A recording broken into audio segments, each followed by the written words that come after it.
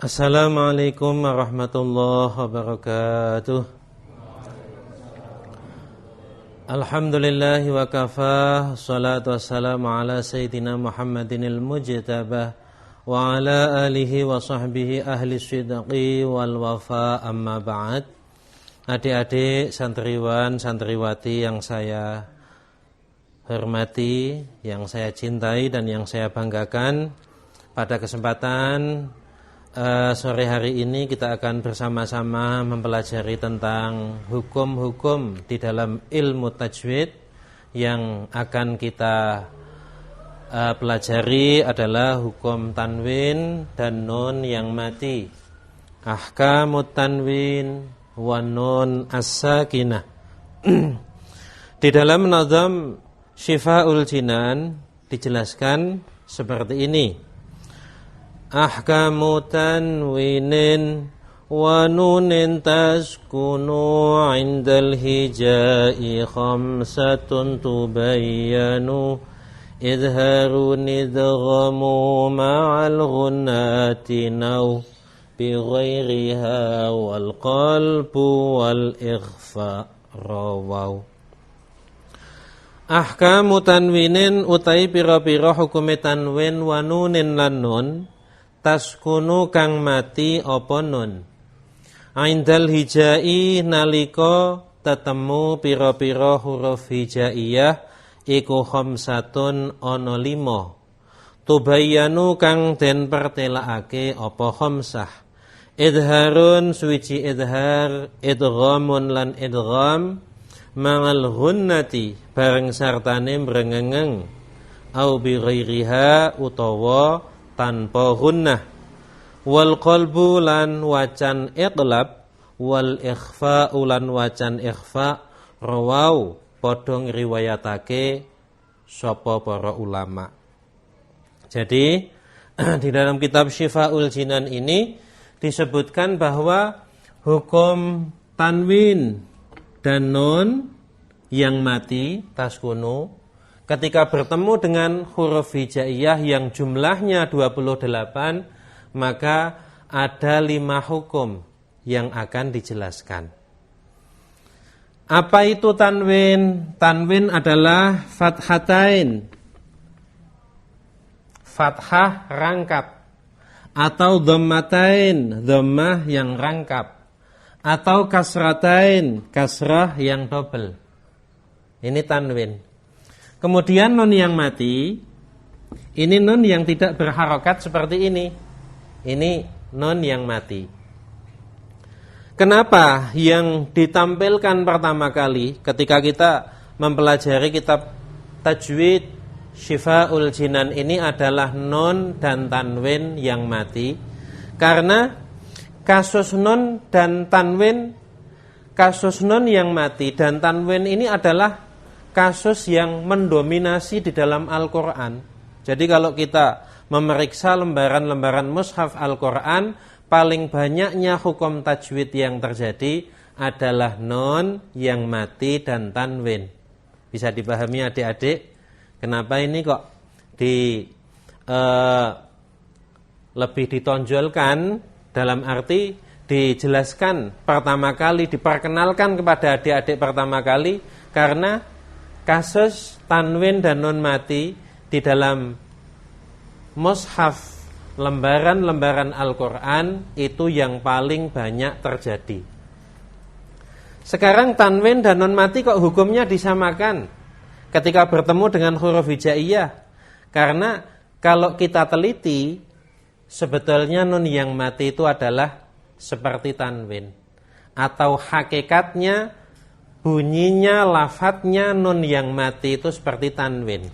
Coba sekarang misalnya seperti, karena sesungguhnya tanwin adalah nun yang mati. Contoh sekarang seperti lafadz kitabun. Kitabun. Ini ada tanwin. Ini hakikatnya tanwin ini adalah nun yang mati. Kalau kita tulis begini jadinya, kitabun.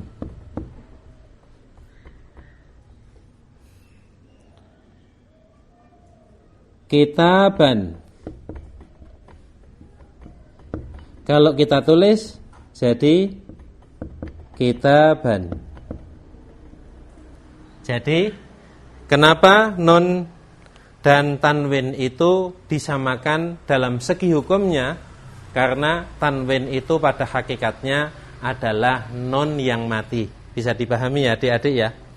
Jadi kenapa kok hukum tanwin dan nun yang mati itu disamakan? Karena hakikatnya tanwin adalah nun yang mati.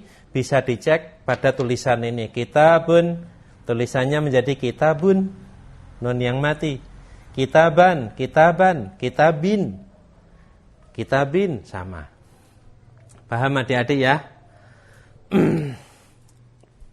Jadi kita menemukan dua alasan kenapa yang ditonjolkan hukum tajwid. Pertama kali kita mempelajari Shifa'ul Jinan adalah tanwin dan nun yang mati, karena ini kasus terbanyak di dalam Al-Quran. Oleh sebab itu kita harus menguasai betul tentang hukum tanwin dan nun yang mati. Kemudian kenapa hukum tanwin dan nun yang mati disamakan? Karena pada hakikatnya tanwin, fathatain, dhammatain, dan kasratain itu adalah huruf sukun. Kalau ditulis maka kita akan menemukan bentuk yang sama. Kemudian sekarang ada berapa hukum ketika tanwin dan nun yang mati bertemu dengan huruf hijaiyah. Kalau di dalam kitab Shifa'ul Jinan disebutkan khamsatun, ada 5. Karena apa? Karena di dalam kitab Shifa'ul Jinan idgham yang ada 2 bi gunnah dan bila gunnah itu dijelaskan secara tersendiri. Kemudian di dalam kitab-kitab lain disebutkan ada 4, karena idgham baik bi gunnah maupun bila gunnah itu digabung menjadi 1. Jadi ini hanya sistematika pembagian saja yang berbeda. Yang pertama adalah bacaan idhar. Idhar itu adalah bacaan jelas. Paham nggih? Jadi idhar itu tanpa dengung, tanpa dimasukkan ke huruf sesudahnya, itulah bacaan idhar. Bisa dipahami adik-adik? Kemudian idgham itu memasukkan huruf yang pertama ke huruf yang kedua. Kemudian iqlab itu membalik bacaan. Kemudian ikhfa itu mensamarkan. Makanya kadang-kadang santri itu kalau bergurau sama santriwati, itu ada santriwan yang bergurau sama santriwati, dia mengatakan, "Dek, wajahmu cantik seperti idhar, terang benderang. Cantikmu terang benderang." Kemudian si santriwati menjawab, "Mas, kamu ganteng seperti ikhfa, gantengnya samar-samar." Paham adik-adik ya? Jadi idhar itu bacaan jelas. Man amana, ini jelas. Man amana, aliman hakima, jelas. Aliman hakima, al-munkhaniqah, munkhaniqah, bacaannya jelas. Jangan dibaca yang tidak jelas. Man amana, itu bacaan salah. Aliman hakima, itu bacaan salah. Bacaan yang benar adalah man amana. Kemudian ketika ada huruf yang mati seperti ini, nun yang mati dan lam yang mati biasanya, itu kadang-kadang sering muncul bunyi e. Nah itu bunyi e semaksimal mungkin harus kita hindari. Man amana, ada bunyi e, itu harus kita hindari, karena bunyi huruf yang ada pantulannya itu hanya terjadi pada huruf-huruf qalqalah. Qotbu, jadi biasanya dimudahkan dengan bahasa baju koko, tapi hurufnya qotbu, jadi itu ada huruf 5 huruf qalqalah yang boleh dipantulkan. Orang membaca alhamdu dibaca alhamdu lillahi rabbil alamin, itu salah. Paham nggih? Jadi al dan nun yang mati, an'amta. Ini bacaan idhar ya. Misalnya seperti an'amta, ya dibaca an'amta, itu saja, jangan an. Yang huruf itu adalah kesalahan dalam segi bacaan. Paham nggih adik-adik nggih? Ini huruf nun dan lam ini kadang-kadang muncul pantulan lah, itu harus dihindari semaksimal mungkin. Karena yang ada pantulan itu hanyalah huruf-huruf qalqalah. Jadi ini bacaannya harus jelas. Man amana aliman hakimah al-munkhaniqah an'amta, itu bacaannya harus jelas. Coba sekarang prakteknya nanti ya, setelah 15 menit ya. Kemudian bacaan yang kedua adalah bacaan idgham. Bacaan idgham, apa yang disebut idgham? Idgham itu adalah memasukkan dalam segi bacaan huruf yang pertama ke dalam huruf yang kedua. Jadi ini nunnya lebur, gabung pada huruf ya. Kemudian nun yang mati ini masuk pada huruf mim. Lah itu memasukkan huruf yang pertama pada huruf yang kedua, itu namanya bacaan idgham. Kemudian bacaan idgham itu dibagi menjadi dua. Ada idgham yang bihunnah disertai dengan dengung. Ada idgham yang bila gunnah tidak disertai dengan dengung.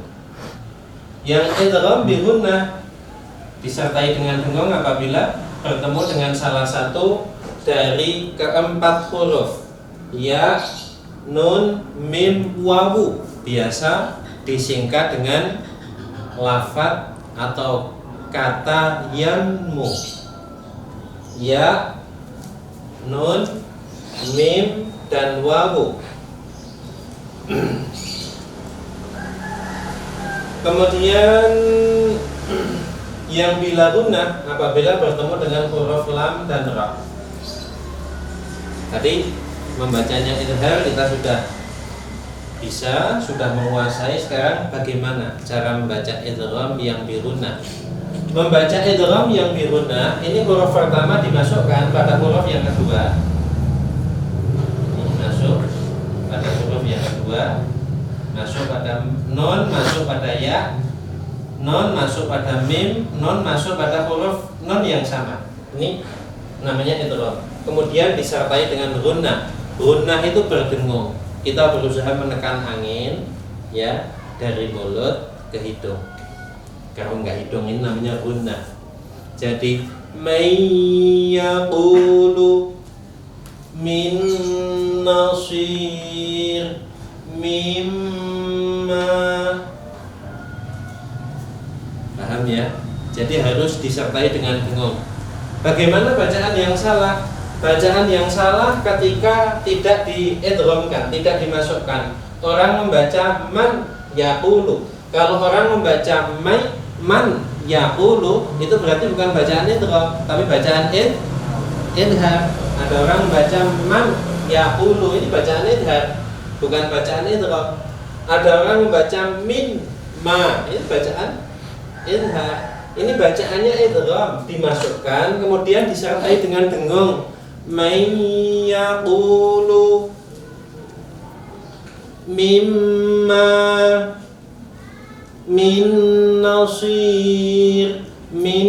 nasir itu bacaan idgham bihunnah, harus didengungkan. Berapa lama kita mendengungkan? Kita mendengungkannya yaitu sebanyak 1 alif atau 2 harokat.